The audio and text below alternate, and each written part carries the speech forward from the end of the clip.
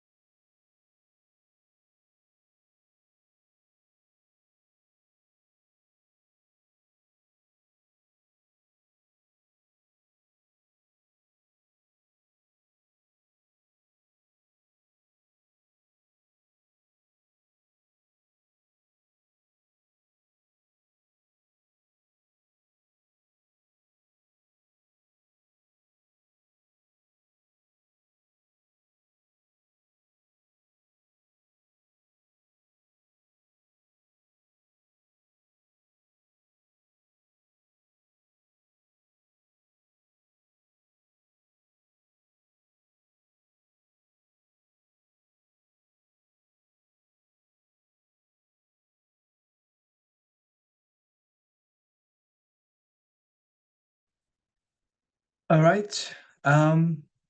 Thank you for that. Um, I'm just trying to keep an eye on the waiting room because there are still people joining. So I seem a little bit distracted. Um, before we move to our discussion, I think I should say a few words about the context for those who don't follow the situation in Georgia, right? So, what's the situation? Um, 4 weeks ago, the Georgian parliament passed a package of anti-LGBT laws that, among others, prohibit access of trans people to gender-affirming care and legal transition, bans adoptions of children by queer people, and also prohibits the promotion of information about queer people in education, media, and public spaces. So, in my understanding, um, organizing an event like this in Georgia would basically be illegal now. One day after the law was passed, Kesaria Abramidze, a trans activist and media personality, was murdered by her partner in her apartment. This year, the Policy Pride activists decided against organizing any events to mark their annual Pride Week.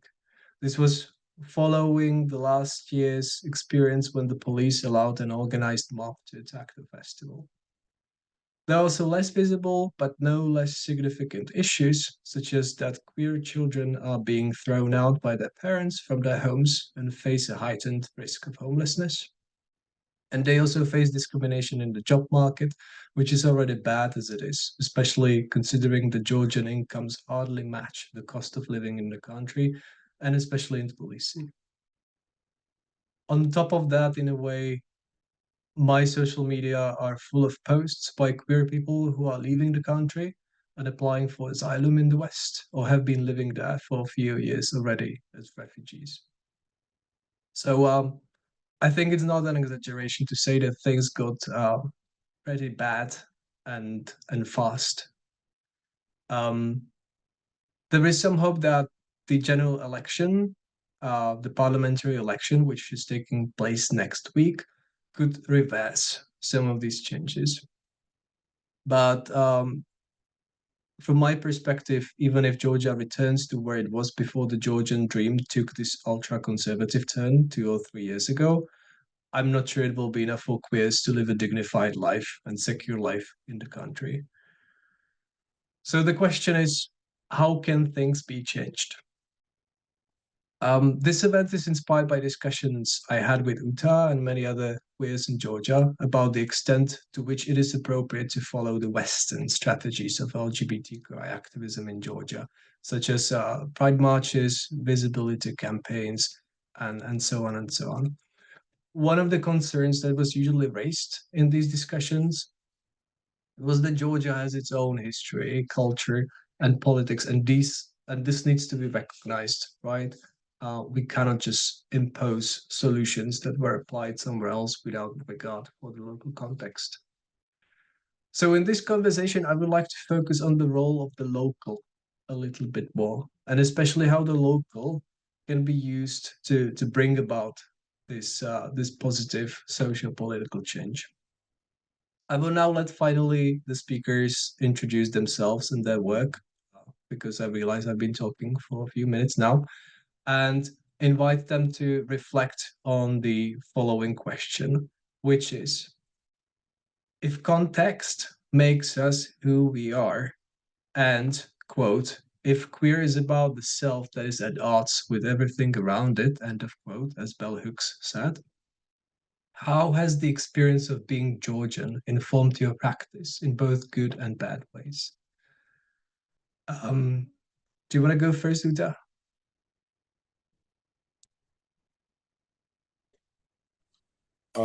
Yes, hello everyone. Lovely to have you here. Thank you so much, David, for raising this topic, because right now the situation in Georgia is dire, especially for queer people. So talking about this topic and bringing it out for other people to hear is extremely important. So to start to introduce myself, I'm a multimedia artist. I am from Georgia. I was born and raised here. At some point, I emigrated to the United States. I lived there for many of years, and I moved back to Tbilisi to kind of to share my knowledge and to work with my community and create spaces for my community around 7 years ago, and I've been here since. Most of the time, my studio is here. And I have to say that this country has a lot to offer. It's very rich culturally. And then the queer culture was really growing, especially underground, by support of the techno class most of the time. And what I found here coming back is that queer art was extremely vivid and alive and very outspoken and very expressive. And it was very beautiful thing to see. At some point, we've created this platform called Fungus. Well, Gigona Studio also involved in this, where we try to take this art that was hidden from the general public to the bigger space, to first to the social media, to the internet platform, while COVID was happening, and then creating physical installations, physical exhibitions for queer artists of any kind of discipline that would include like installations or writing or movement or anything, pretty much, to be able to show their work and to be able to be appreciated. As you said, right now with this new introduced law, we are like pretty much outlawed and we're used as a weapon. So I don't know, situation is really, really dire. It's kind of hard. It's a very complex question that you ask, and it's very hard to talk about it in this short introduction, I would say. But I think this conversation right now will give us some space to discuss it and talk about it, maybe understand it even for us, because it's confusing for us as well. And we need to figure out how to deal with it in one way or another. So yeah, thank you for that. Thank you, Ita. Who wants to go next? Marika? Yeah. Yep. Yeah, I can go next. Hello, everyone. Thank you for listening to us and sharing our common problem, I guess, being queer and making art in Georgia. Although I need to say that I don't experience it in the same way as people who live there. Need to acknowledge that like, because I live in London, and so it doesn't affect me in the same way as people who have to function within it day to day and who are actually affected by it in their daily lives. Although I also need to say that, as Ut also mentioned about himself, I was born in Georgia, I was raised there. I left when I was 25, came to London to study. And then I didn't go back. And it's this thing of like, I call myself a runaway queer, but that's not why I left, but that's kind of why I didn't go back. I didn't basically, just to clarify, I didn't live because I was queer, but I came out here, so that's why I didn't go back. So I guess my timeline is coming out as queer, and then coming out as artist, as an artist at some point. And now I'm at a stage where I'm kind of in the most recent stage of me is kind of like coming out as Georgian, or trying to like make it make sense for me as an artist, and kind of trying, last couple of years I've been trying to reconnect more with my Georgianness and my queer roots in Georgia in a way. And so yeah, I mean it's I also suffer with the like survival syndrome, or whatever, guilt, I guess, because yeah, again, as I mentioned in the beginning, I don't have to endure this in my day-to-day life, but it also affects me, especially because I do consider Georgia to be one of my most interesting. I'm way more interested in Georgian audience. I want to engage with it, and I feel now that it's going to be basically impossible because of the work that I make. The way whatever they call propaganda, who knows, but I'm pretty sure that 99% of the work that I make will fall under the their propaganda, whatever. So yeah, I mean, of course, being queer and being at odds with everything, and then how that connects with me being Georgia, that's also something I've been trying to make sense. And like, I make work about representation and not having none growing up in the country where I had no representation of queerness, or queer relationships and queer love, and especially lesbian relationships. And so, like, I don't know, for example, one of my projects that I'm currently developing about lesbian couples, where that I started photographing as just portraits of couples, and at some point I decided to insert myself in the picture, and that way speak about representation, and of basically how I had to be the representation myself. And so, yeah, of course, like these things and where we come from and the roots and all of this affects the work that we make. And somehow, basically, this is what I'm trying to make sense right now with my work. Yeah, I guess, and yeah, anyway, I guess the next person will speak now. Thank you. Georgi? Hello, everyone. David, thank you, first of all, for bringing this topic to the broader audience. Well, you quite well described the context which is happening right now in Georgia, but I think it's also very interesting to go a little back, like from the 90s of Georgia, like after the breakup of the Soviet Union, because Georgia is a country which we are talking about now with its problems, with its challenges, with its achievements and everything else. In the country, we actually rise out from the ashes, because after the breakup of the Soviet Union in the 90s, it was a time when we had 3 wars with Russia, and on top of this, we had a civil war, and there was a total destruction in the country. And there was a time when like literally nothing was happening in the country. And that was a time when I was born, actually, and when I was being raised.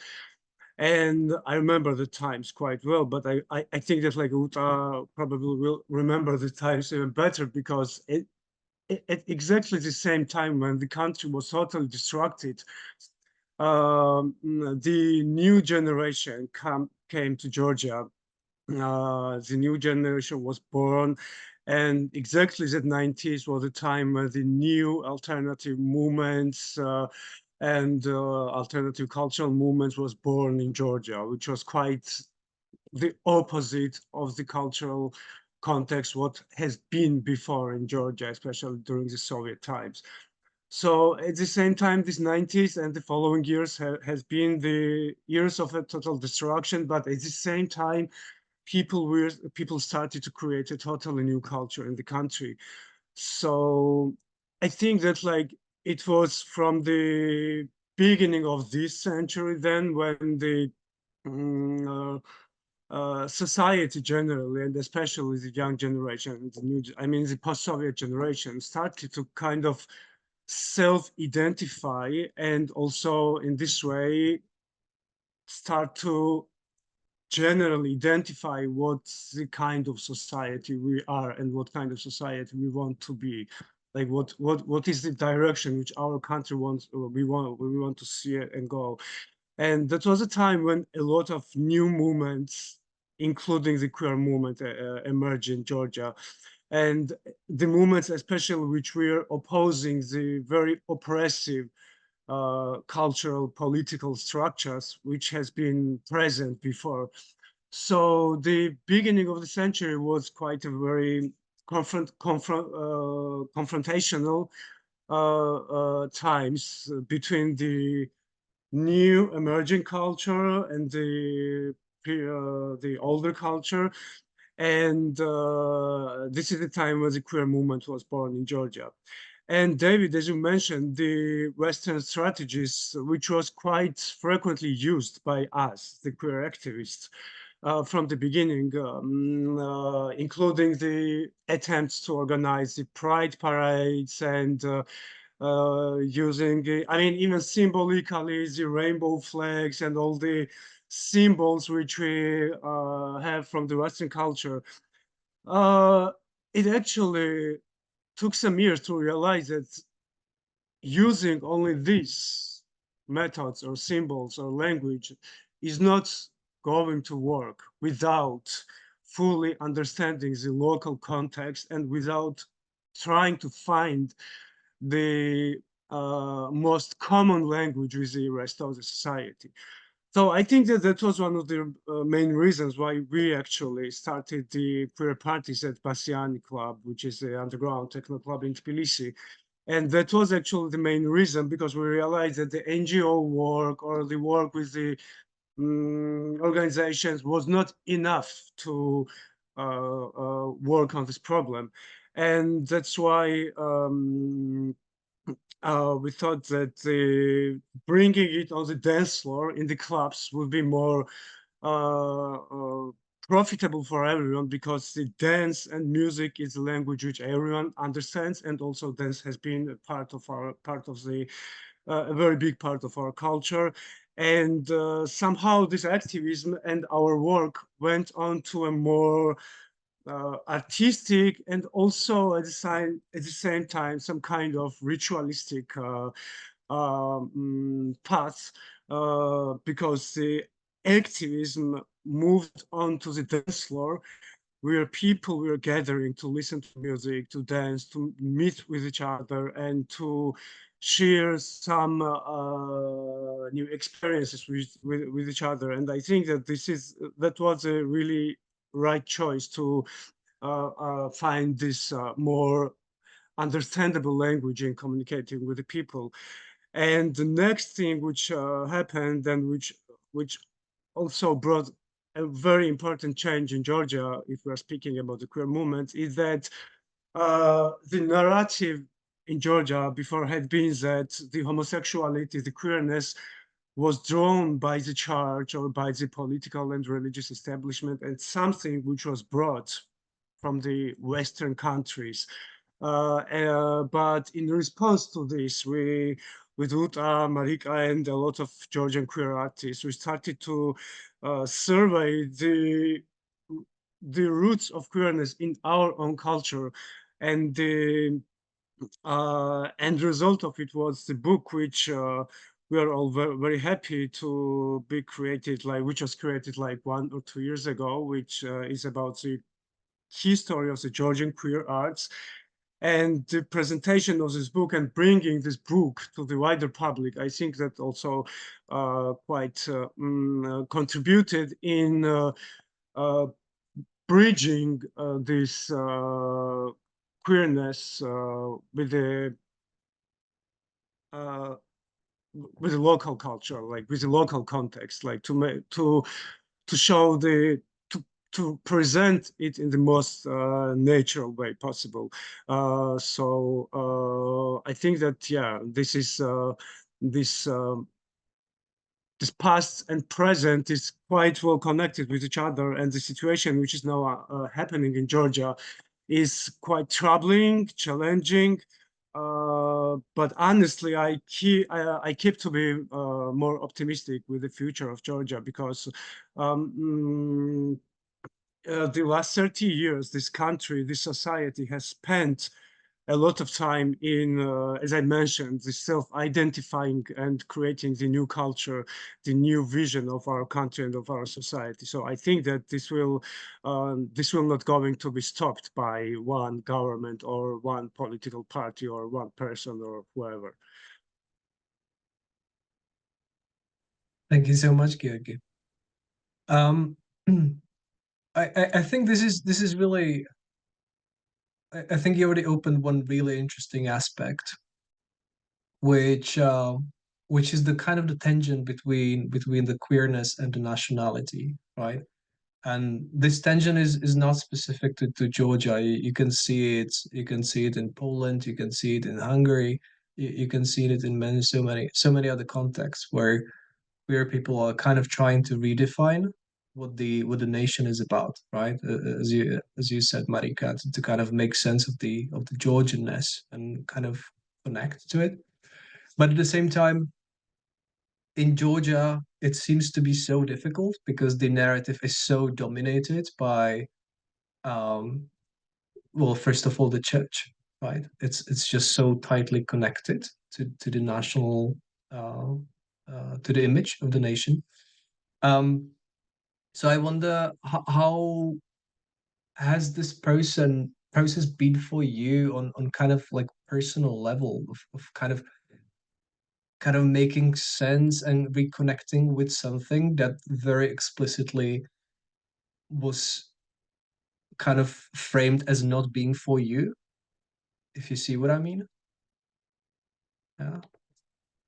You'd like to, do you want to?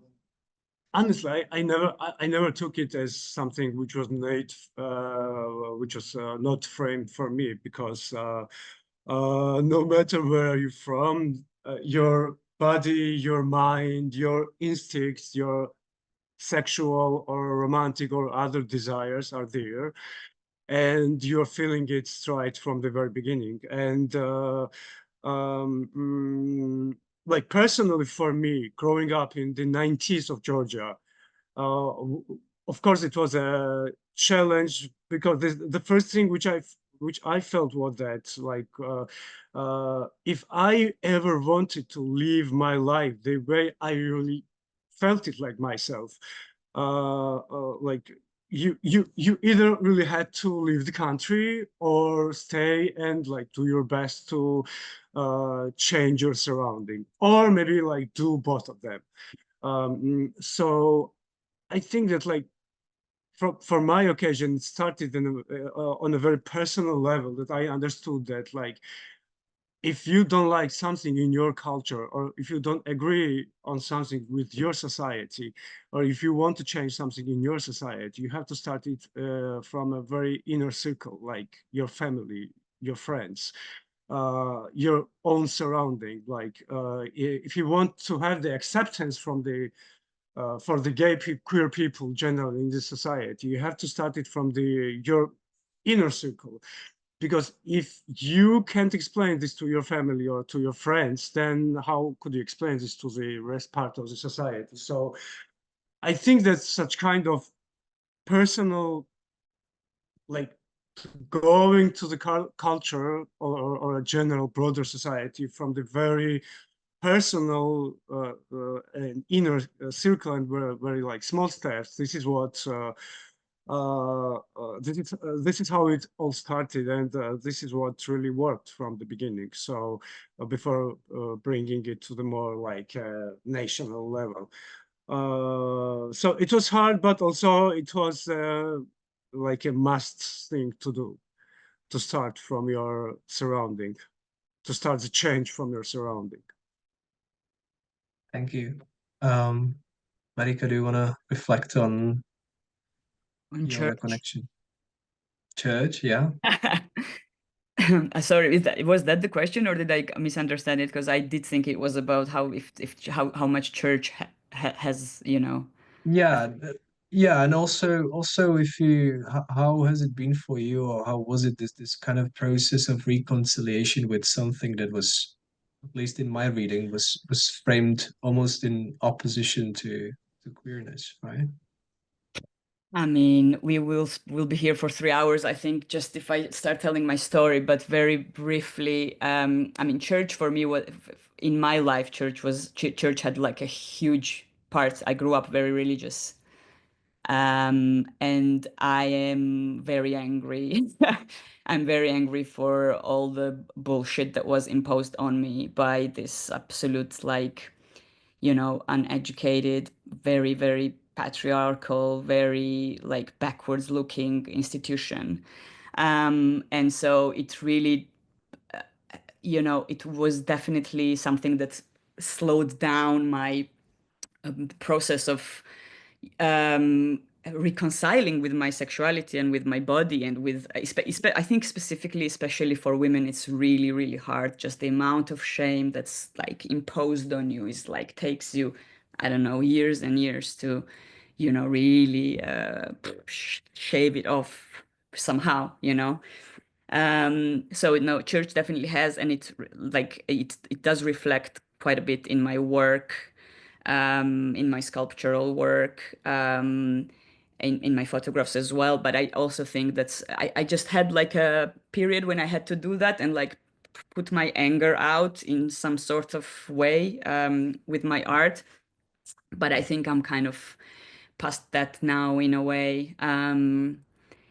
But it definitely had yeah, and then basically, as I mentioned earlier, you know, like a lot of my initial coming out, but then also coming out as an artist, as I call it, initial period of my art was kind of making sense of my own self and identity and sexuality and my body and reconciling with that. And that's why I was then saying, like, now I'm kind of at a stage where I have more or less figured that part out, and now I'm kind of trying to make sense how to kind of reconnect with, you know, how that all connects up as being Georgian. Thank you. Uta, do you wanna have an insight? Yes, this is a very interesting topic, and I'm gonna say what I think about it. So, for my own personal practice, I mean, I had the luxury of being away from my country for a very long time, so it gave me I would call that advantage of seeing it from the, I would say, like, outside perspective in some way. This gave me a more of an understanding of what the culture is, without influences, so to say. It's kind of hard to say it in words, but so then I started to explore history pretty much. So I mean, as my practice goes, and my language is visual, and I speak through my art, I communicate with the universe through my art. What I do is I try to find pre-Christian either rituals or I don't know, anything mythology like, and there's not much information as such kept, unfortunately, because of Christianity. It's been all kind of deleted, and then I try to recreate them through a queer gaze. So this, like, my whole purpose of my practice is to deeply connect to my heritage and make it queer pretty much, and make it more translatable to the person who sees it, like, right now in today's world. And I feel so that this is the way to decolonize, decolonize, I can't say the word, the take off the colonization aspect of our country, because we suffered with it, and then we're even it goes through down to every little detail, including queer movement, when we do have to take the colonialist ideology off of ourselves and free ourselves from it and create our own history, because every single place in the world has its own very specific character. So, I mean, this is how I interact with this topic. It's literally through my art. I just try to create something that's very historical, and then make it queer. Yeah.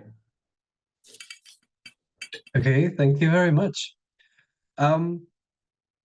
I think I would like to move to another topic, which is the effect or the function of your art, right? Because to my mind, queerness as a political orientation is about problematizing power structures and the kind of limits of possibility that are imposed on us. I think you, Marika, already mentioned it, kind of, especially on women, right? All the limits that are just imposed on you. And I wonder what possibilities your art or your practice, artistic practice, opens. How and for whom?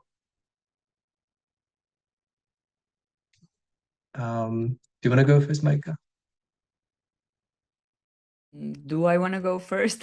I don't know. It's such a, you know, it's a big and a very complex question, I guess.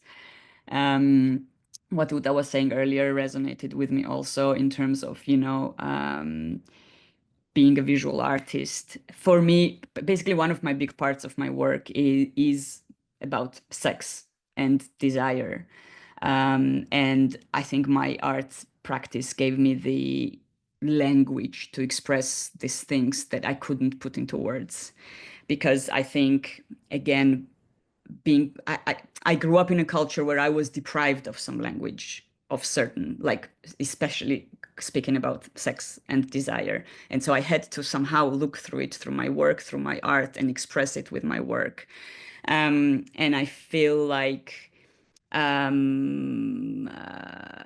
and I think like, yeah, that's something that I'm thinking about a lot, and that's something that definitely, you know, a lot of my work and the way I work, I mean, is like very instinct based. I'm not like a research based artist. I start working on something, and then I look at it and I'm like, I'm trying to make sense of what it is. And so many projects of mine have come to be something just like that. And like, I know it's hard for me to talk about my projects without people seeing what I'm talking about, but like within this context, just to mention one is I take photographs, I take selfies basically of reflections of cis men's body parts at the swimming pool, for instance, you know?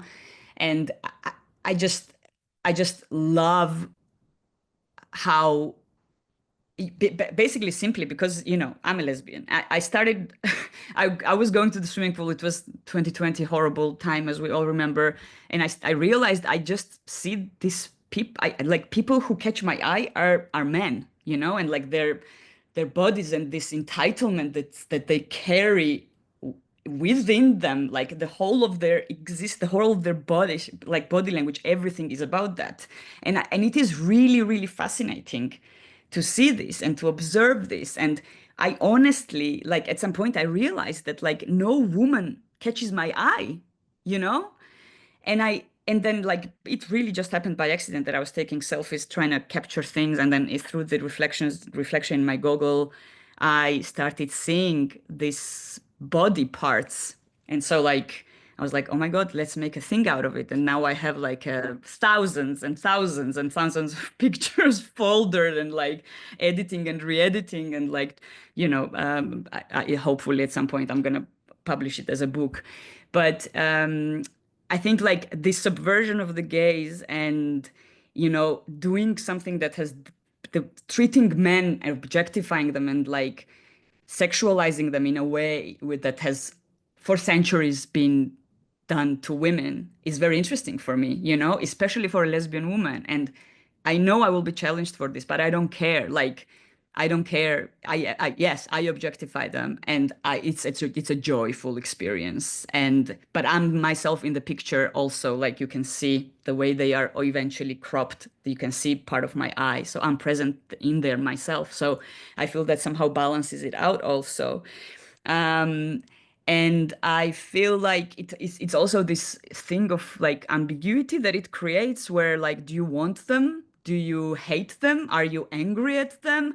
And I think like this confusion is something that's I really love working with, you know, like people not knowing how to react to when they look at these photographs. And the best thing that I heard about this, I mean, gay men love these pictures when they see it, they're like drool. I love it. But the best thing that I heard about this was I showed it to Leka, my curator, who I worked with last year, and she loved this project so much. And like, you know, she's a woman who loves men, and she was like, just like when I look at them, but shot through like a lesbian eyes in such a way, like makes me want them even more, you know? And so like this was like just something that really, really stayed with me, because I thought it's so interesting that like she saw it this way. So yeah.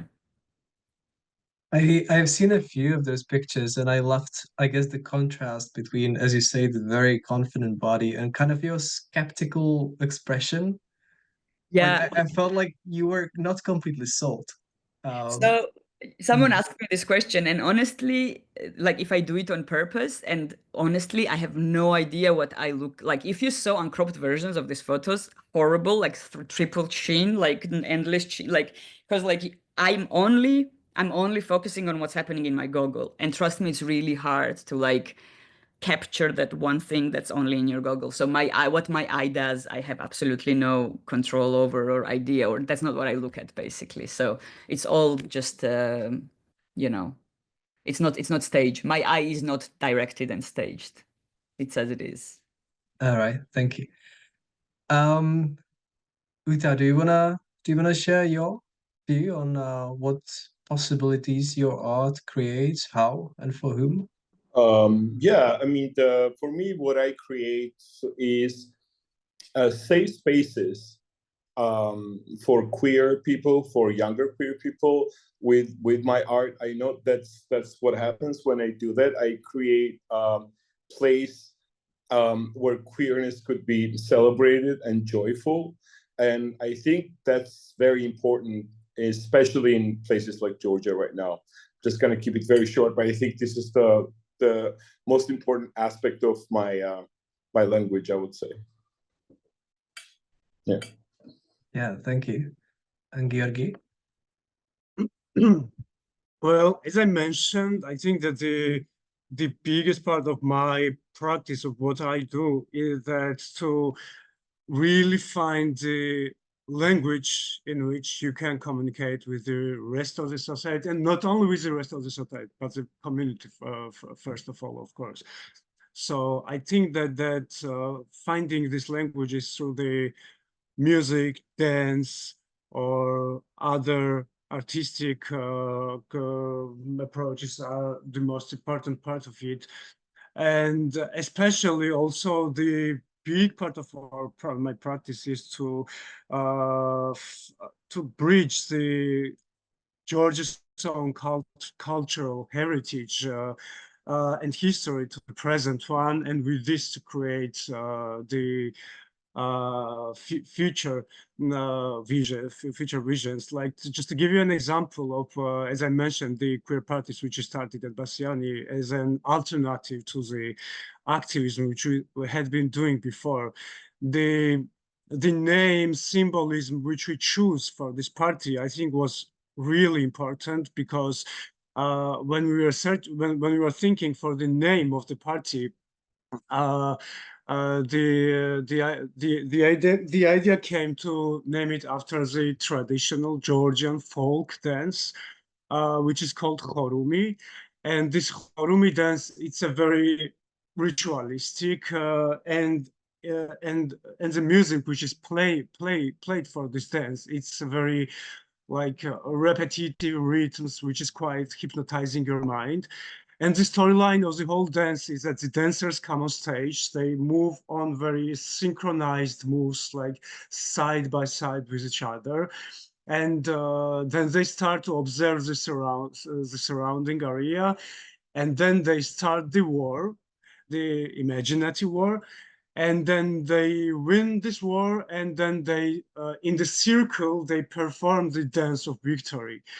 So we thought that like making this bridge with the traditional Georgian folk dances and its storyline to the to our modern existence, to our queer existence, uh, the existence of the people who come on stage side by side with the synchronized moves and who fight and then who win this fight and then who performs the dance of victory.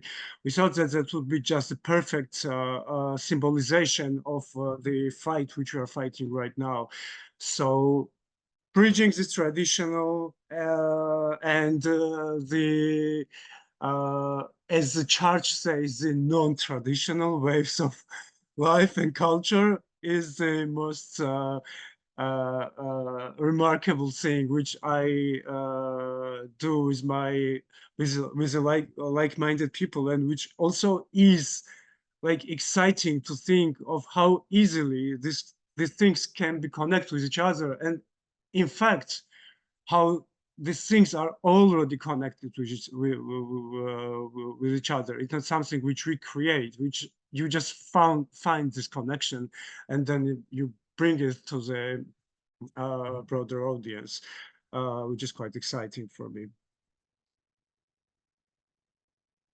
The mention of the Harum parties and also of the aspect of the gays um, makes me also, or returns me back to the question for whom these possibilities are created. And obviously, I mean, it's very clear in your practice that you are creating these possibilities for queer people, right?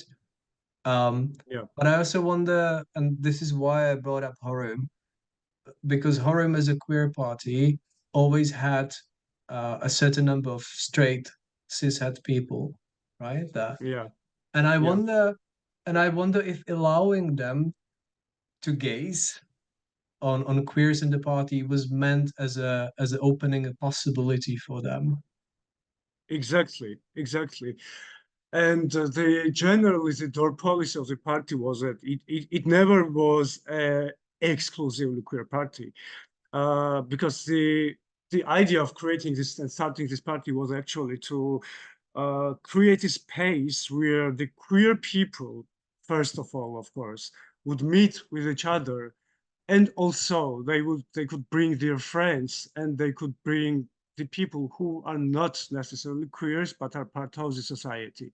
So that, like, not the idea was not only to connect, to create a connection between the queers, but with this connection also to create the connection between the rest of the society. So that was an intentional part of the door policy, to use the power of the dance and of the music as a uniting force for the society generally. Thank you.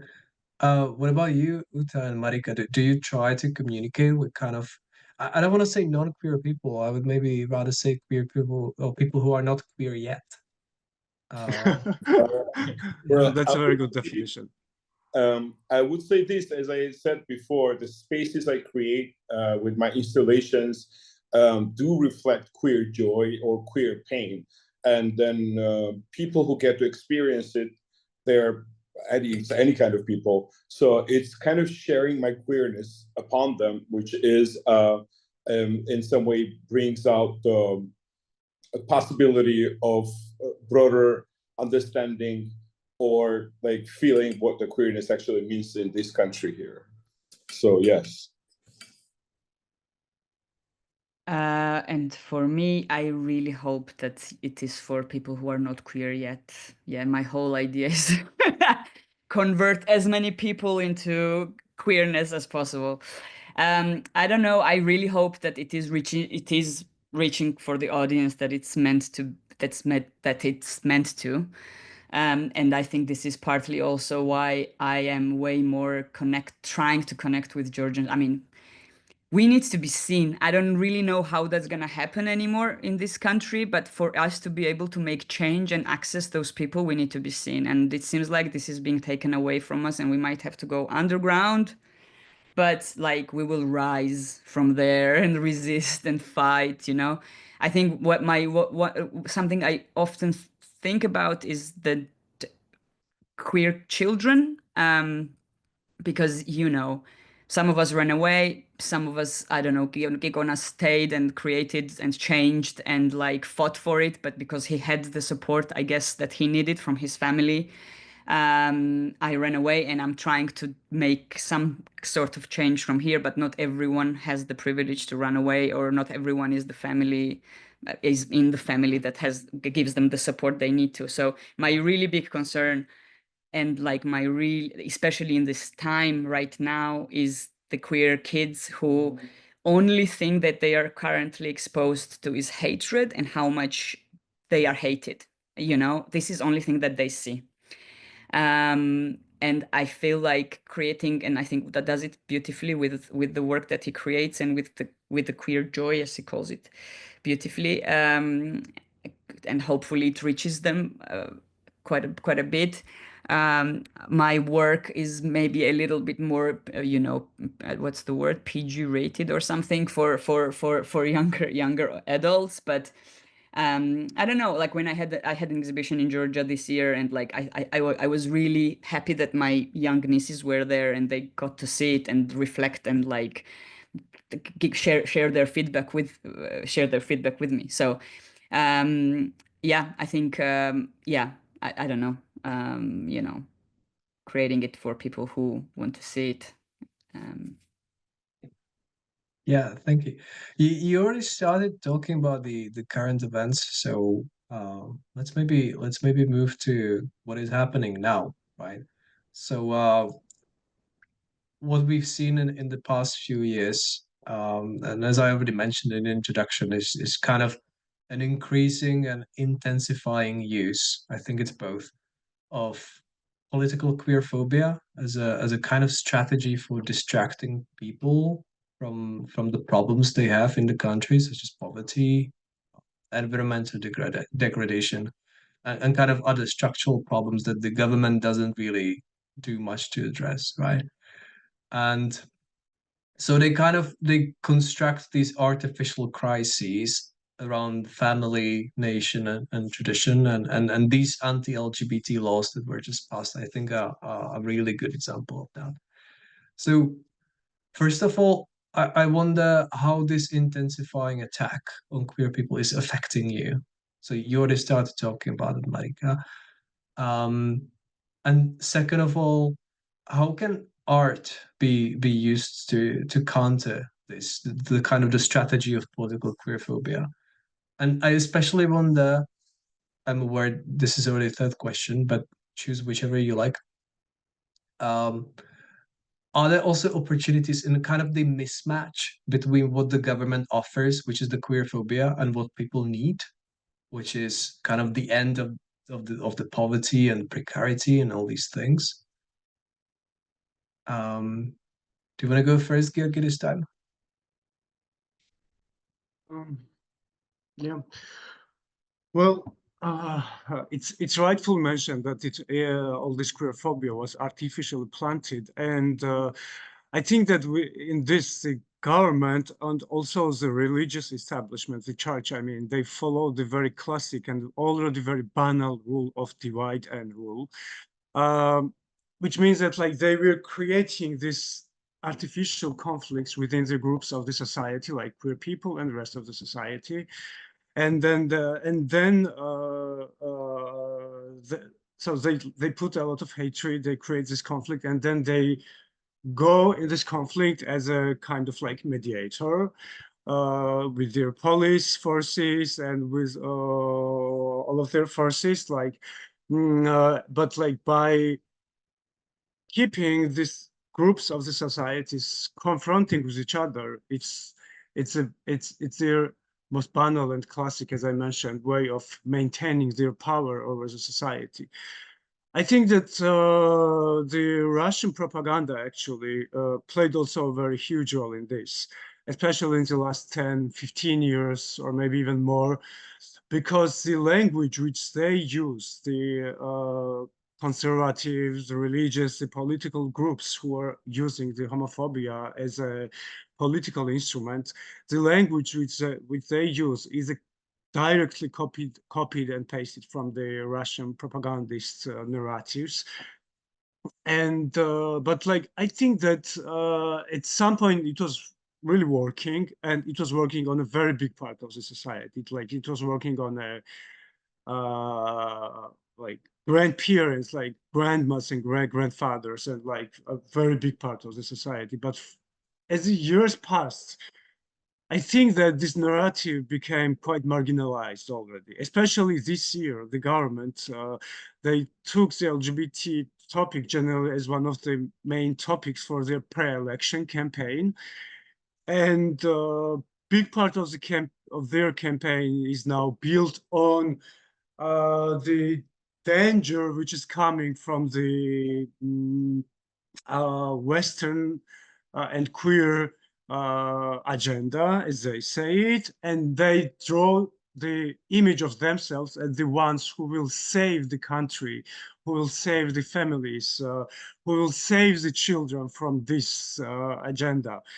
And I think that if they used this campaign, let's say like 10 or 15 years ago, it would really work for them. But a lot of things now indicate that this campaign is not working anymore. Of course, it's working on some parts of the society, but basically they are part of the society who are already thinking the same way, and the number of the people who are aggressive towards the queer people in Georgia are decreasing by every public opinion researches which has been conducted in Georgia in the last 5 or 10 years. So I think that this narrative of and generally maintaining the queerphobia as a political instrument. It was working some time ago, but it's already shaken now. And especially, as we mentioned, the death of Kesaria Abramidze, who was murdered just one day after this anti-LGBT law passed in the Parliament of Georgia. What I saw in the funeral of that girl is something which I have never seen in Georgia happening before. Like her funeral was full of the totally stranger people. Like not only the president of Georgia came to her funeral, but also the totally stranger people, like the ordinary citizens, like the grandmas with their grandchildren, the very big part of the society. And there was like it felt like the whole country was mourning her death. And I observed that after that, and this whole thing, it felt like a collective catharsis on the specific issue in the society. And I observed that after her death, the government has never mentioned the LGBT issues anymore. They are not mentioning it anymore because I think that they quite identified and they realized that what happened with the Kesaria and what was the reaction from the very big part of the society, for them probably it was a sign that no, like this is not going to work anymore. So I'm somehow quite hopeful for this, for how the things evolve in Georgia. Yeah, hopefully. Yeah, you're right. Uta. Mhm. Yeah, that's actually a wonderful thing to hear from Georgia, I have to say. So I mean, in from my perspective, because we've been weaponized so strongly, and for some people, we also became kind of a, in some way, like symbols of freedom too. And I do feel like what we have to do right now is I don't know, reclaim our bodies, reclaim our minds as queer people, and work on finding that identity that we need to stand on the ground, to stand strong on the ground. This is the hugest, one of the biggest I don't know, the waves. I mean, what happens is that it also creates visibility, I have to say, because of all these topics that about queer people have come so strongly, and there's so many debates about it. We have become very visible.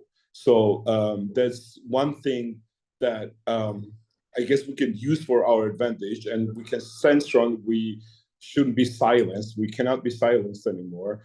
I would say. So we're kind of being pushed in a corner to not be silenced and to be visible by this agenda. So I do feel like, as Georgi says, this is going to backfire by the end of the day, because Georgia was lucky enough to have this young generation who grew up in relevantly freer environments, with a lot of information, a lot of dance floors, a lot of traveling, that gave them a sense of what it means to have queer people around you. So I think that really is going to change so much of the approach. So I do think we are like standing right now in some sort of milestone where we're going to get to the whole different world. So it is extremely painful process, and as everyone said right now, a lot of people have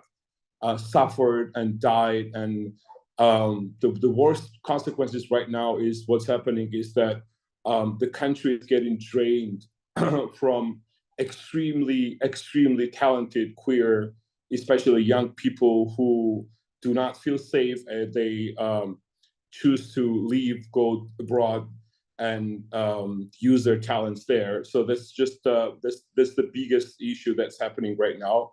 But again, I'm also very hopeful. We still have 1 week till election, and that's going to dictate a lot. But regardless of what happens here, I have to bring one example.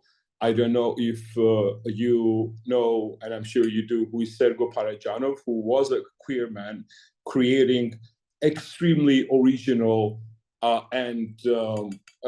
mean, he was carrying identity of our region in his art, in his movies, and he was very queer, and he managed to do it within the Soviet Union times when he was just punished by law. He actually was in jail for that, but he still managed to outreach, and this is the person who managed to create identity of our region in the worst circumstances. So there is always hope, and I feel like art is for me personally, is the way to communicate, way to show, and a way to, again, build on our identity that's been stolen so many times by so many invaders, either mental or physical, and then just be our beautiful selves, which will happen at some point. Okay, it's great to hear so much optimism in the room. No, I mean, I'm not joking. Seriously, I think it's great to hear that. What about you, Marika? I'm gonna bring some pessimism now. I'm joking. I mean, I'm no, I'm also very happy. I mean, I guess Uta and Georgian are in a much better place to comment about this, and it also fills me up with a lot of hope and optimism. I don't really have much to add. I think. But it is a very cheap method, and Georgia is not the only country that has used that to kind of distract from the absolute disaster and failure of the governments. And the country that I live in also did it at the peak of their worst, using anti-trans narratives to kind of distract from the whole shit that was going on with the Conservative Party, who is not there anymore. Yeah, I think. Also just to reflect also on, as if we are the first queers, the way they want to kind of feed the public, which they consider to be completely stupid also, I think, which is such an unfair way to treat the people who you want to vote for you. And I'm really hoping that the people are smarter than what they think of them they are. But again, like the book that Georgi earlier spoke about, Cisperi Blue, even for me, it was I also grew up with no knowledge of queer ancestry within Georgia, right? And this book was also such a great discovery for me. And also, I really hope it reaches wider audience. I know it's only come out in a very small, limited number. So I don't think it's accessible to a general public, but I really want more people to see it and to understand and realize that at least we have 100 years of queer history, at least. And we are not the first queer people who want to brainwash and the kids in this country and convert them into some weird beings. So yeah. Yeah. Anyone wants to react to anything that was just said? I want to add something, speaking about the optimism and pessimism, with the idea of Uta and the rest of the Fungus Collective, we opened queer arts galleries. I think Uta, was it 2 or 3 years ago? Yeah, and we opened this gallery in a neighborhood which usually, and I live quite close to the gallery, and I was born there. And in the 90s, it's been the most criminal neighborhood, one of the most criminal neighborhoods. And it still is one of the kind of type of hooligan criminal neighborhood. And so when we were opening this gallery there, we had some kind of, not concerns, but some, the question, how would people react? Not the general society, but the people around you. And after opening it, we had, I don't know, maybe 25 or something exhibitions, and a lot of neighbors were coming there and checking the exhibitions. And there has been several minor incidents, but mostly, in most cases, it was always met at least minimum by the neutral reaction, like neither good or bad. But like there are some times when there was one exhibition with one of the Georgian artists bringing some like nearly pornographic material, like with a cross and sperm and male body and everything all together. And these neighbors came there and like they loved the rest of the exhibition. And like one of their comments was that like maybe this particular part artwork was like a little bit too much, but still it's okay as long as it's art.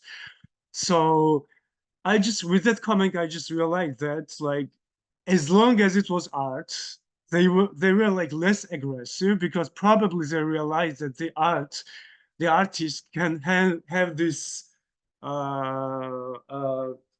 privilege of say things which cannot be told for like maybe other people, or express some things in a way which other people can't do it. I don't know what was in her mind, but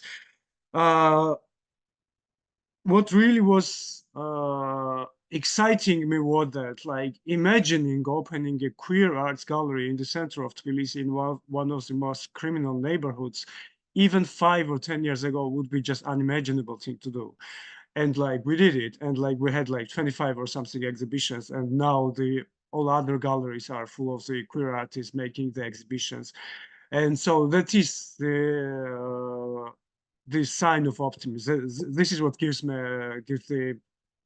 this optimism, and this is what gives me the hope.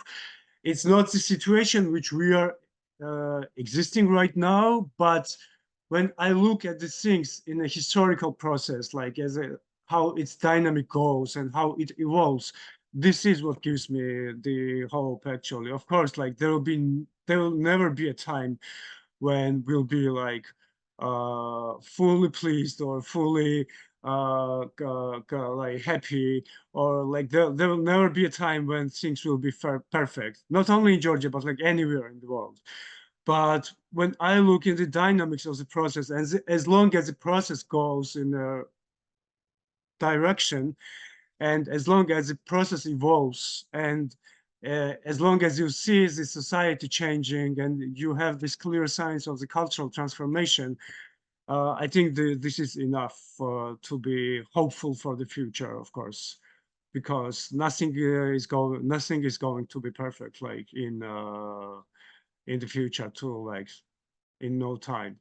But this dynamic process here is which because like it's always a very it always, especially when you're talking in a country from a country like Georgia, it always triggers so much negative emotions and so much negative memories that sometimes people just get lost in these bad memories, and it's a trap actually for me, because if we only focus on these negative memories, then I think that we will lose what we have achieved before, or what we are achieving right now. So keeping like both perspectives, negative or positive, is, I think that it's very important. Not to just be sitting and complaining how bad we are living now, or things like that. Like yeah, this is very important for me.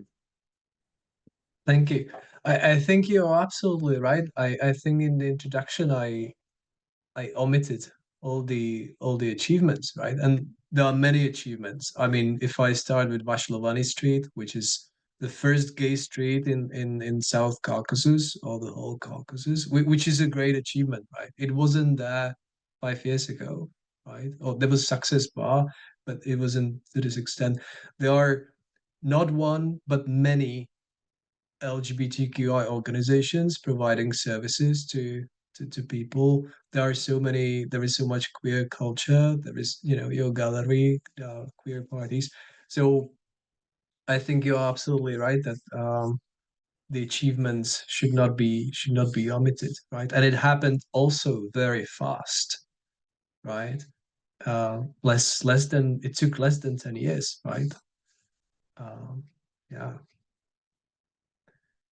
I would have to add this biggest problem we have in this situation is not Georgia and Georgians. It is our neighbor from north, which is a huge influence on not just us, but anywhere in post-Soviet bloc, where it goes down to queer rights, when it goes down to feminism. It's just like there's a huge influence that comes from there, and it's a soft power way to control countries. So I think we've just been victim of that. Honestly, if you go down to a nitty gritty, this is what you find. This is why I think like building our own strong identity will be the way to get out of this in the best way.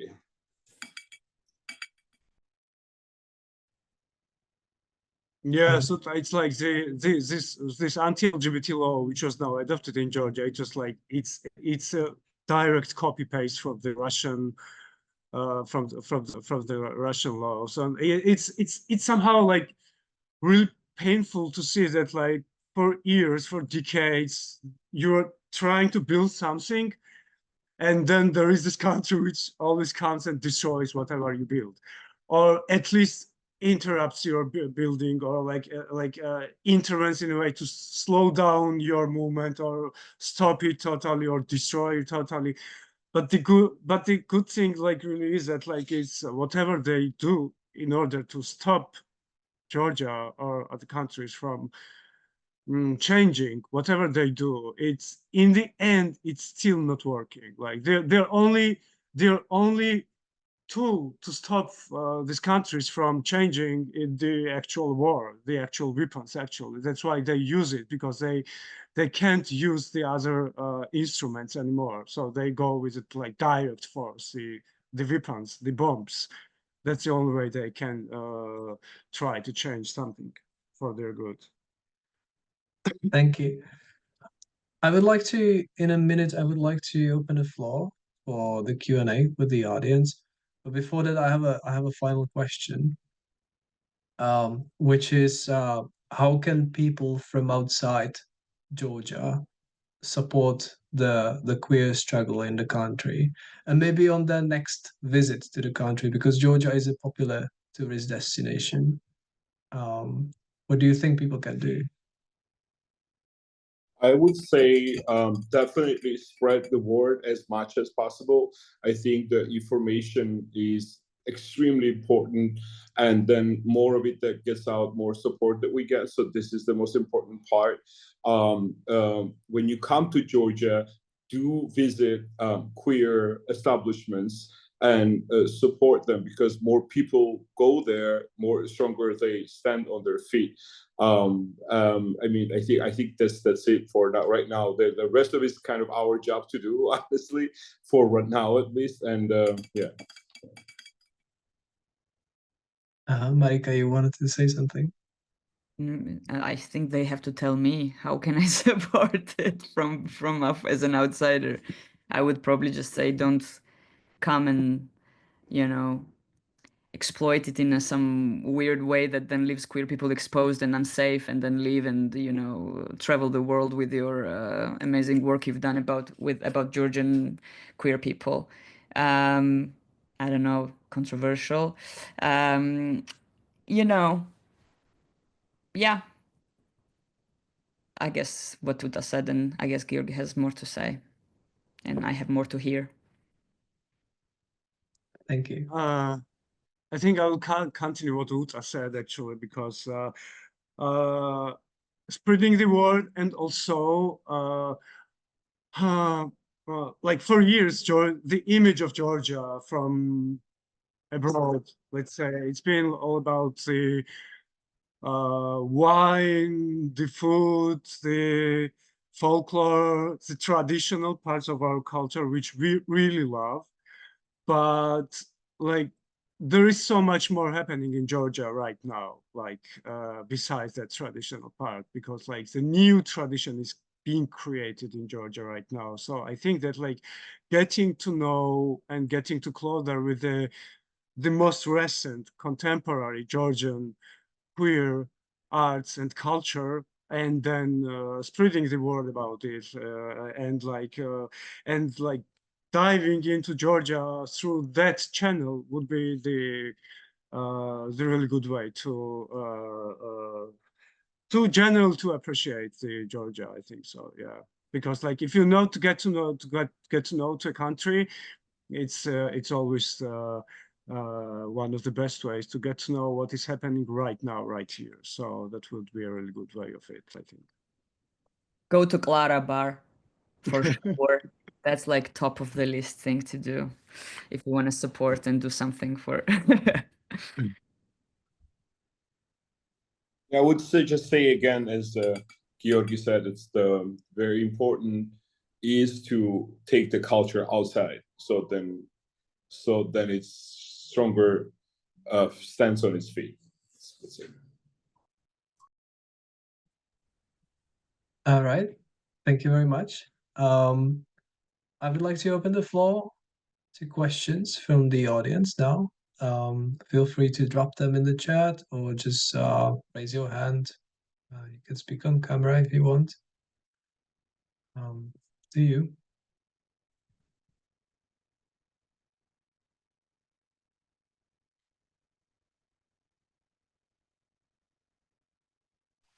Maria? Hi, can you hear me? Yeah. I just want to say thank you so much for organizing the seminar and for speaking and for raising very important issues and also for keeping positive. And I'm a lecturer at the Courtauld Institute of Art, and I have some students of mine in the audience as well. And we're actually going to Tbilisi in Georgia in April for a trip, organized kind of MA trip. So we will definitely follow all your advice. And unfortunately, I can't stay for longer for the discussion, but I just wanted to thank you and to connect in a way that possibly in the future. But I think one of the things is in terms of kind of teaching and pedagogy and including this coverage of events that are happening across institutions in UK and further afield is something that hopefully we can do also as specialists working in the field. So thank you, and sorry I have to leave, and I don't actually have a question, but I just wanted to say thanks. Thank you. Thank you for coming.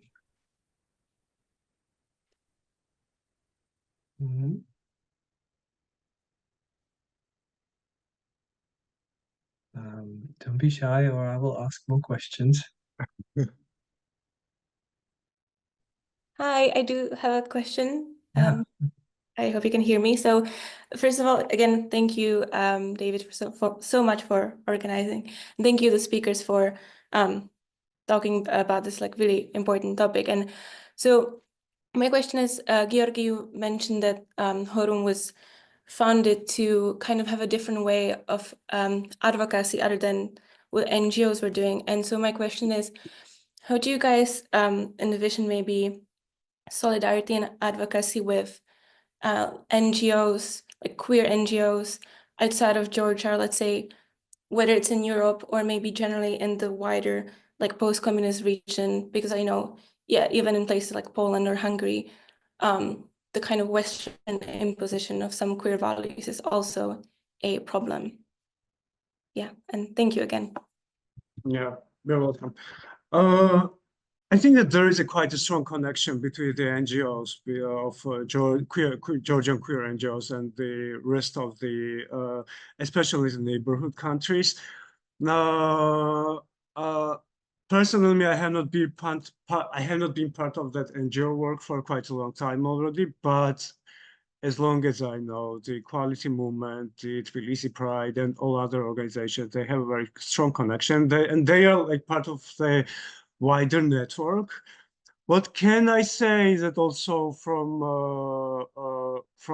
our field, there is also a very strong connection between especially the artists from the neighboring countries like Armenia, Azerbaijan, Belarus, Ukraine.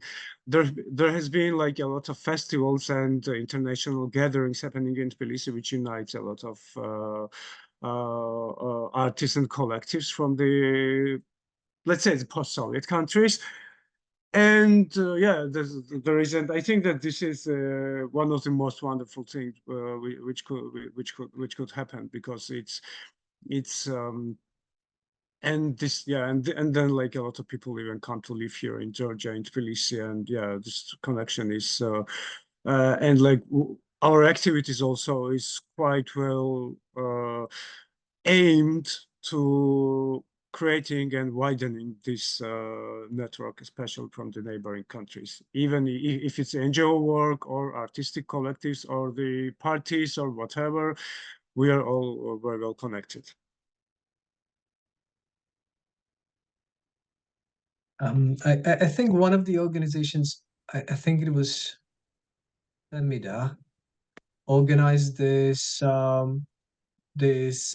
drag trips to Yerevan. Do you know what I mean? I don't know Yes, much yes, about yes, yes, yes, yes, Do you want to yes. say a little Yeah. bit about that? I don't know much about the initiative, but I thought it was interesting. Yeah, I think it was Temidas. You was there? No, there's few enterprises that are happening like that. There's, for right now, I was part of it. There's this a festival in Berlin called In the Mountains, which gathered together queer artists from our region, and some of it was, I mean, from the region of Armenia and Azerbaijan, from Abkhazia and Georgia. These were the places who do not have a good relationship to each other. So it was amazing to create a base where everyone could be on the same platform and have an open dialogue. It was absolutely stunning. I feel like there is a network between all the countries, and I do feel like we should do more of that. That's very, very important, to create the dialogue with the countries, especially who undergo the same struggles as we do, because we do have to find our own language. We have to find our own. This has not been the path that other countries went through. Is very different. They're culturally different. They have a different history. They have different understanding. They have different struggles. So creating this network, as you said right now, for example, with Poland, with Hungary, with any of the ex-Soviet blocs, is extremely important. And I know Georgi Rodiono Papalashvili, who does that, for example, who tries to create this just it's like kind of forums or festivals or residencies where people from different places who are activists or artists can come and share their thing. And I've been part of it, and it was absolutely eye-opening to see how I can't say that word, but that was such a huge part in a very similar way on all of us, starting with the language and finishing with like everyday tasks. So I think creating this dialogue, I'm not sure about NGOs, but I think this broader part of everything else together is very, very important. And I don't know, I'm trying to do my best with it. I know a lot of people are too.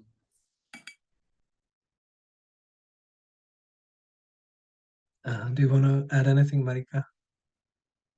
Okay. Okay, we have room for so many more questions.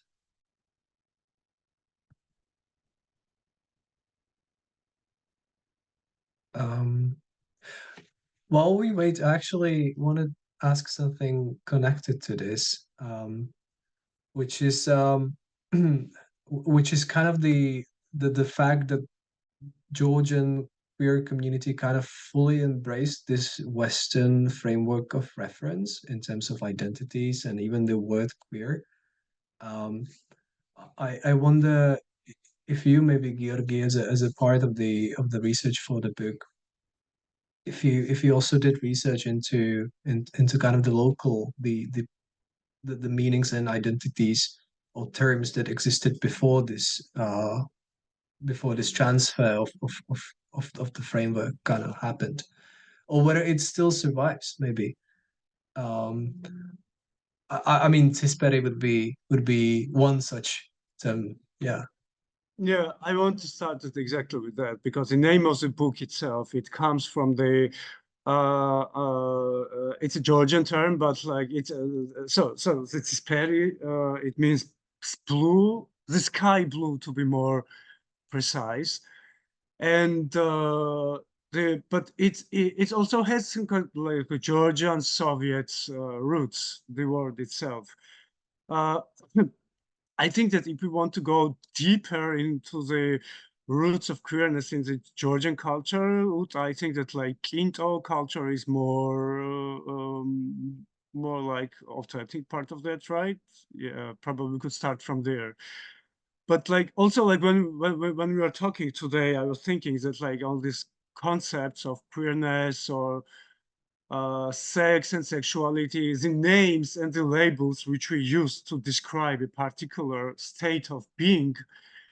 I was reminded is one of the paintings of Georgian painters from the beginning of the 20th century who were painting the androgynous angels with a beard and with a vagina at the same time, during the time when the word queer did not even exist.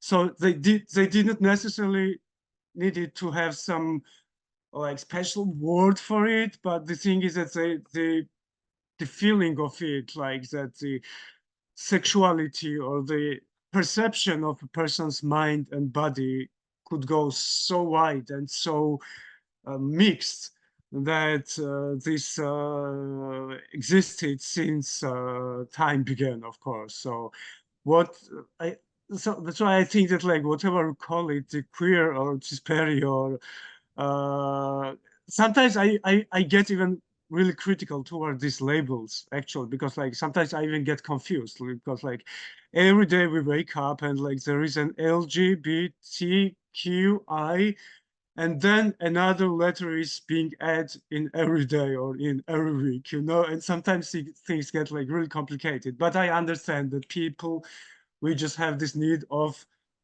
putting these things in a particular structure or label to make it more understandable or describable.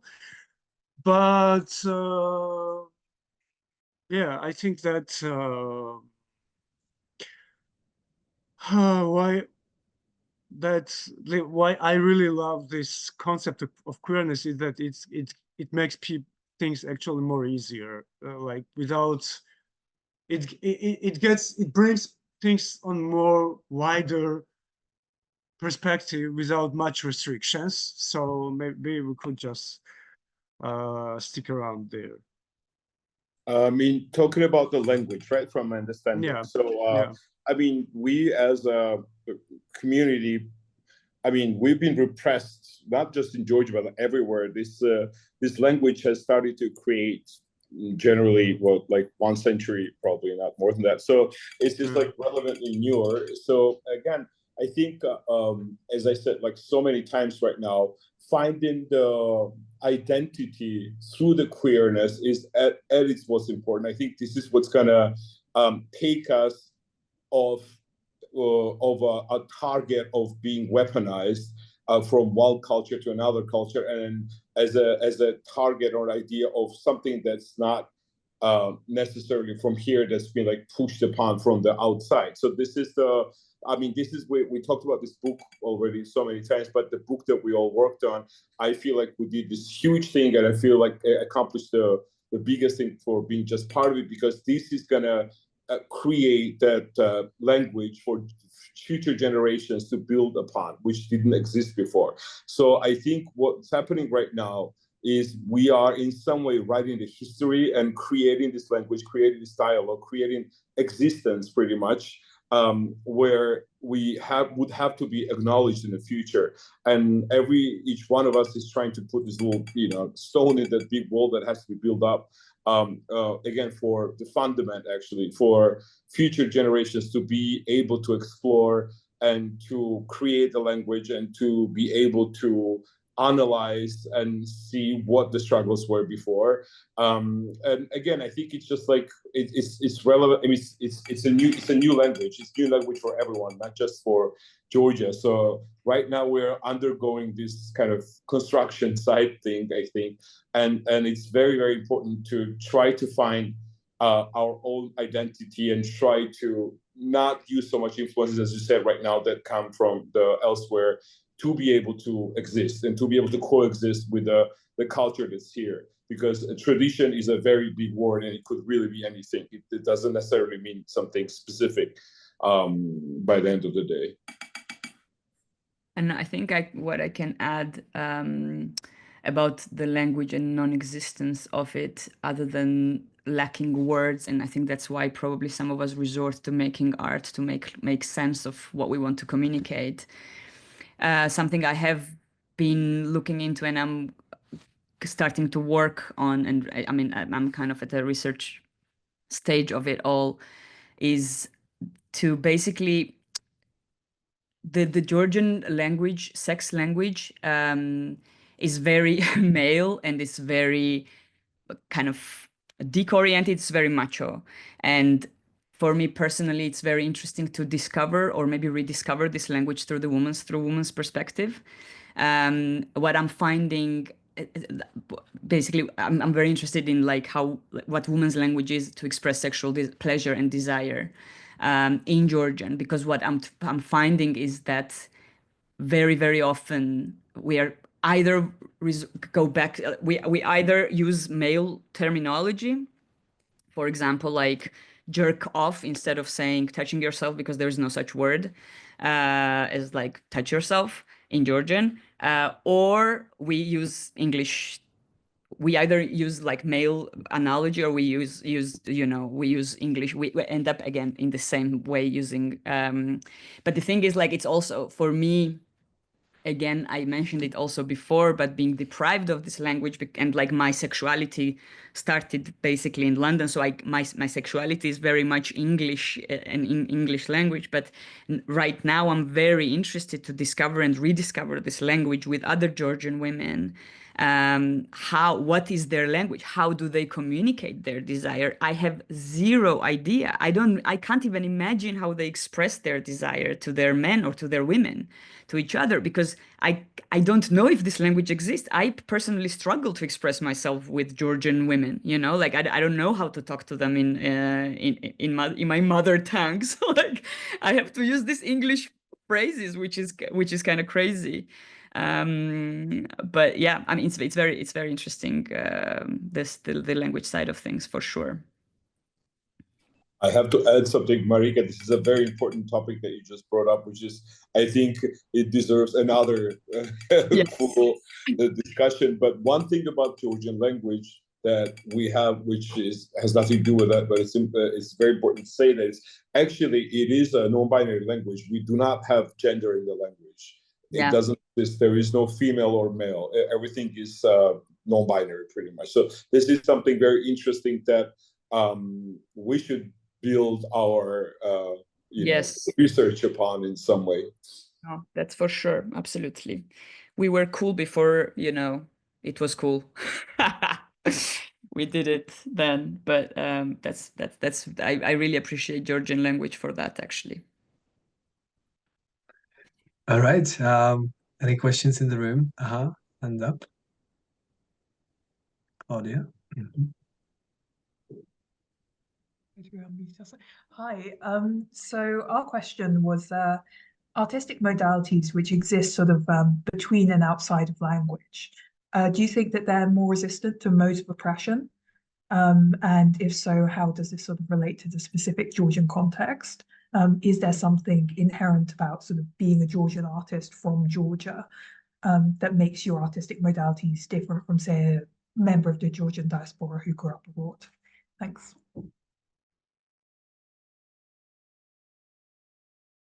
I would answer one thing. It's just like the difference probably is being able to absorb your culture from the outside eye, as I had the kind of opportunity to do so, I guess. That's an interesting question. But what about others? What do you think?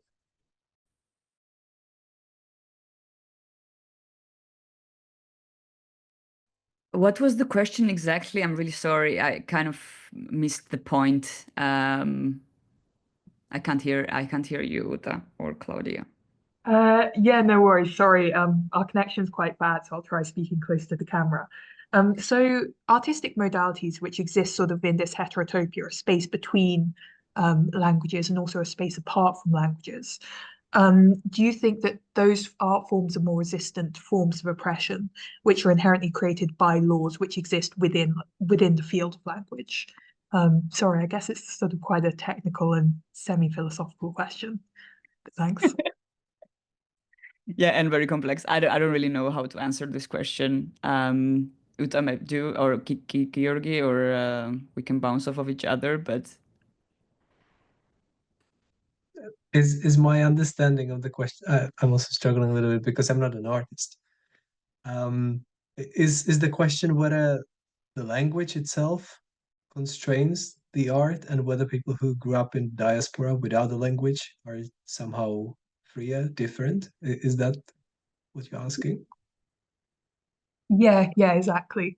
So if you grew up in a different language context, would your would your artistic background therefore be different, and would you be more resistant to forms of repression which come from laws which are created in Georgian within the Georgian environment?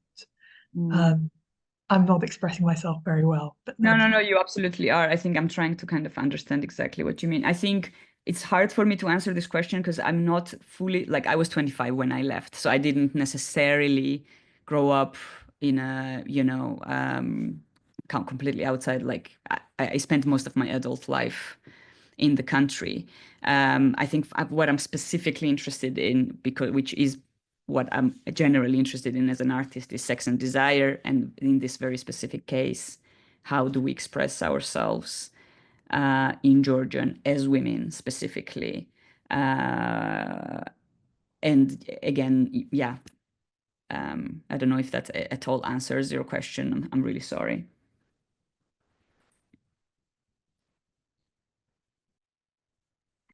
Well, I guess this is actually, yeah, it's something to think about, and it's kind of um, hard to formulate the answer to it in the short period of time. But I feel like if we didn't grow up in within the Georgian language context, it would be harder. I don't know. It's like harder to understand what the I guess what the. Yes, I'm sorry. I'm also a little confused about this. I don't know. So sorry. Georgi. I don't know really.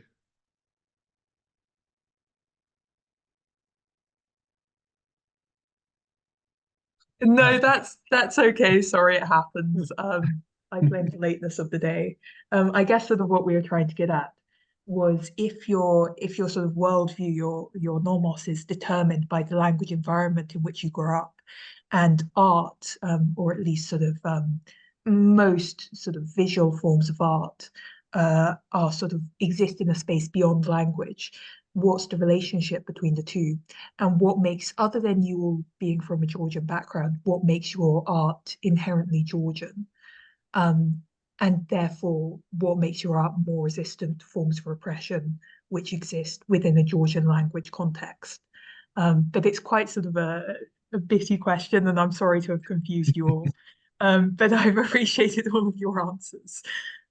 Again, I don't know if this will answer the question, but not having the language for me resulted in making work that I could not express in words, which is quite a bit of my work, like especially the sculptures, because then I at some point realized that photography was also a limited thing for me in some way. So I started making my sculptures are like my wildest fantasies in a way, things that I would not know how to even try and articulate. So I tried to like make my own world in this ceramic with these ceramic creatures. I don't really know what makes my art necessarily Georgian. I think Uta's art maybe is like, you know, he can comment about that way more. I'm still trying to reconcile my Georgian self with my artist and my queer self. But other than what I have already said, that it results in me making work about representation and having grown up in Georgia and having no representation. Literally first time I met a gay, first time I saw I met a lesbian person, I was probably 25, which is absolutely ridiculous. And so, yeah, like that's, in that sense, yes, it has resulted in creating the work that is about representation, but you know, I don't know if that's necessarily has to do with being Georgian. And maybe my more like religious work can be seen as more kind of specifically Georgian, because it's like, you know, Orthodox Church and pervert priests and Virgin Mary and stuff like that. But yeah, I guess sorry. I guess like growing up abroad, if I understand it right, would just give wouldn't just give the same experiences, same struggles. It's a different way to understand how structure works, and a different way to understand how language works, I guess. I don't know, but what I try to do with my practice again is to try to reconnect to my heritage through the pre-Christian culture, which is kind of trying to find in the language that kind of doesn't exist in some way. Yes. Yeah. Yeah. Sorry. All right, let's have another question. While we wait for another question, I think, I mean, what this question, I mean, the interesting question this question raises is, for instance, how the fact that Georgian has words that English doesn't affect the way you perceive world, right, and express. I mean, you have how many? 40 words for different kinds of rain, right? So I wonder, maybe that kind of like unlocks just having this kind of vocabulary, which in some ways is much richer than English, for instance.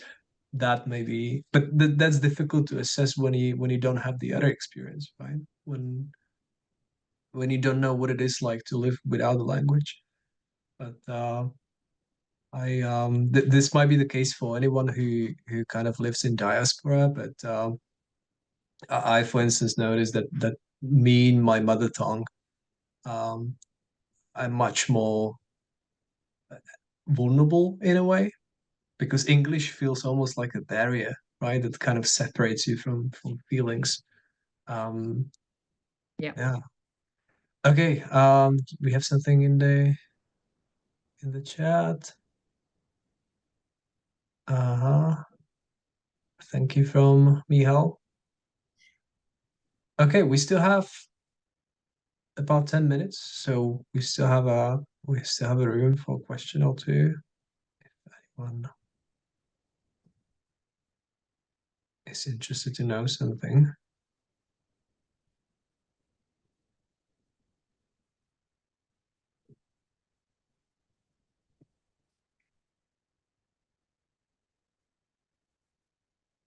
If not, I will ask a question. All right, so I'm gonna ask a question. So I'm interested about, you already mentioned it, but the question of the queer erasure, right, from the history. So it's Quinto, as you mentioned, but it's someone also suggested that Berikaoba had a kind of queer connotations, and so I wonder what are, maybe you could say a little bit, you could say something about these two things, and maybe if there are other things that you kind of uncovered in almost like archaeological research that were just erased, but were a significant part of the Georgian culture, and would be read from today's perspective as queer, even though maybe back then they were not coded that way. I can tell you one fairy tale that I found, which is from mountainous regions of Georgia, and it's not just from Georgia. I think it's also in Balkan countries. But there is this fairy tale where they say that if they find a rainbow and then walk under it, the person's gender would change. So this is like the very old fairy tale that I found, which was very, very interesting. And there's many little things that are especially in pre-Christian culture, just like little tiny little bits and pieces that could be fished out in some way and then build things upon. This is mostly figures and deities and gods and goddesses who switch gender or have many way of appearing to the mortals that kind of have so to say like a queer underlay. Yeah, but again, it's like very little bit. Unfortunately, our country is very, very old, but yet the history, a lot of it got erased by invasions, by religion, by I don't know, like recent history. There's been so many attacks on it where people only have to think about surviving and not really thinking about preserving the culture, unfortunately. So it's just tiny little bits and pieces, leftovers that are kept that you could like kind of speculate on, or what these things could be or not.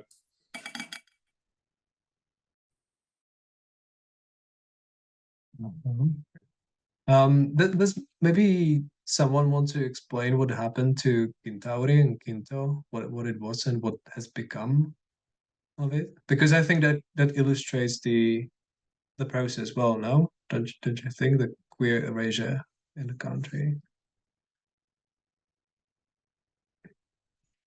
I think that's a question to Uta, actually, who has created a lot of works inspired by Quintos and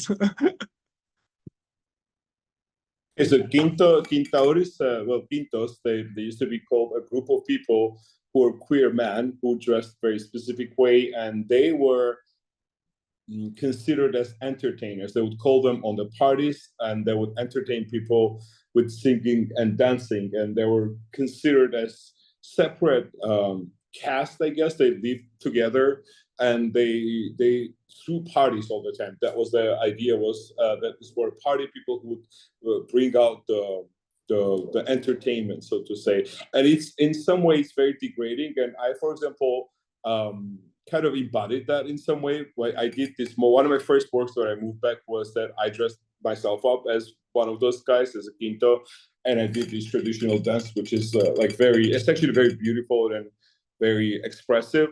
And then play techno music on the background just to put it all together as one thing. But this is just, again, little bits and pieces of information we have, because it's from 19th century, so it's pretty recent. So this is why we know about this.